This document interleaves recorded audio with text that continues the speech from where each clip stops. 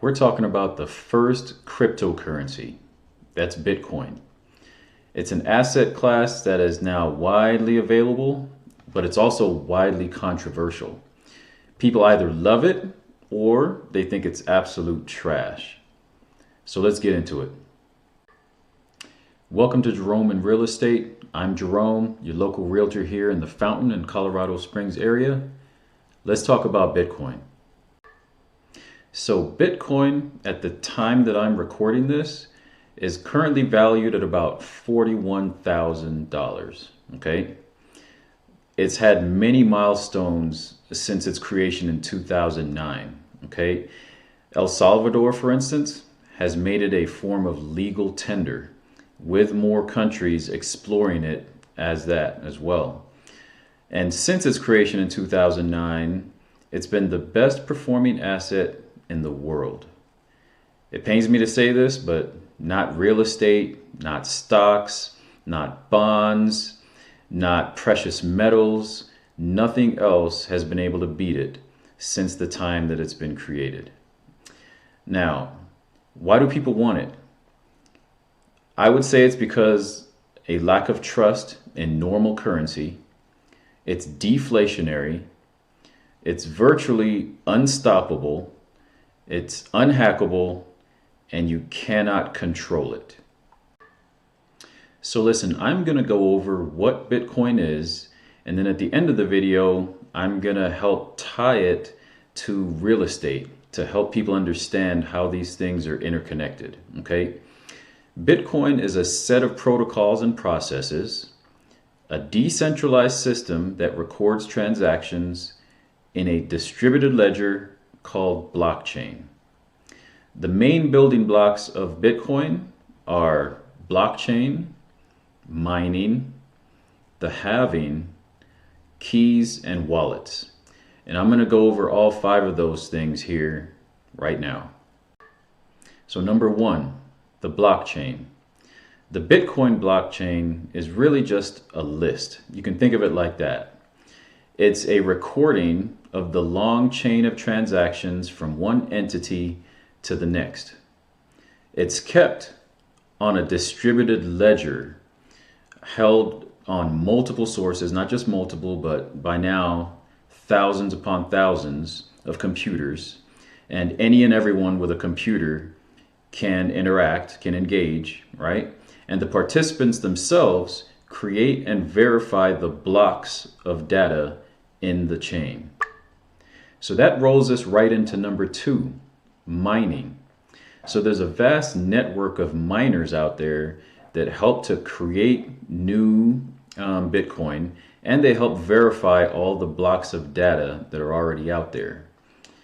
Verification is done through the use of proof of work. Okay? Proof of work uses extremely complex math problems to artificially make it difficult to add to the data set. Without that complication, anyone could fraudulently change the blockchain with minimal effort, right? So in other words, if it didn't require a whole lot of energy to add to the blockchain, then someone could easily fraudulently change that blockchain. No one would know, and they would basically be getting away with a whole bunch of your value. Now, as a reward for the miners' proof of work, the complicated set of work that the computers have to do and the energy that's drawn from it, those miners are earning Bitcoin. Now, keep in mind, there are only going to be 21 million ever in existence, 21 million Bitcoin. And that's important because that speaks to the deflationary aspect of why people are falling in love with Bitcoin. So number 3 is the halving. And what this is the proof of work reward, the mining reward, is basically cut in half every 210,000 blocks that are verified, right? So roughly every 4 years. The rewards are going to continue to happen right up until 2140, Okay, so if in case you're wondering, the difficulty of these mathematical problems changes in order for this to work out correctly, right? But once all the Bitcoin have been mined, right, and we stated before that there are only going to be 21 million, right? Miners will then be rewarded for their proof of work by the fees they charge on every transaction that has to be verified on the blockchain. So that's how it's going to continue on without the necessary reward of miners getting Bitcoin for the transaction verification. Currently, each block that's mined gets 6.25 Bitcoin as a reward. All right, so you can do the math. Currently, as I'm recording this, Bitcoin sits at about $41,000.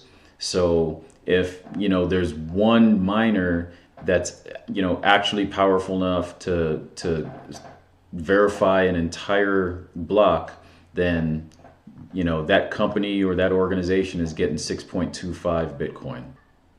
So number 4 and number 5 are keys and wallets. Bitcoin ownership is handled by a public key and a private key. And just to overgeneralize this so that I make it as simple as possible, you can sort of think of the public key as a username, and the private key can be thought of as a password. Definitely not synonymous, but this is what I'm going to use to, help people understand a little bit. Now, you can receive Bitcoin to your public key, no problem. But when you need to send Bitcoin, you're going to need to use your private key in order to verify that, yes, this is the person that is that can send out the Bitcoin. It's actually owned by that person or organization, what have you, right? And then a wallet is basically a set of keys you can use to access your Bitcoin. Now, I'm sure a lot of people are going to be asking, how is Bitcoin possibly related to real estate at all? And that's very simple. The tech behind this could make the real estate industry much more seamless. It could be faster, and it could be more accessible for a whole lot more people, right? For instance, currently most lenders won't recognize Bitcoin as real assets, but that is actually starting to change. So this is relevant in our industry right now, in the real estate industry. And whether you're buying or selling, or you're actually in the real estate industry, such as like I am, this is good for you to know. Okay, Bitcoin-backed loans are now becoming a little bit more mainstream. It's not not all over the place yet, but this is becoming a thing. And what this basically means is, if you've got some Bitcoin, and you want to take out a loan on it for regular money, there are some lenders out there that will now allow this to happen, and you can put down money on a house using this Bitcoin-backed loan. Okay, now I have linked in my description a previous video that I did focusing on blockchain and how that might or will and is changing the real estate industry as a whole. And it's going to be happening a lot faster than most people think.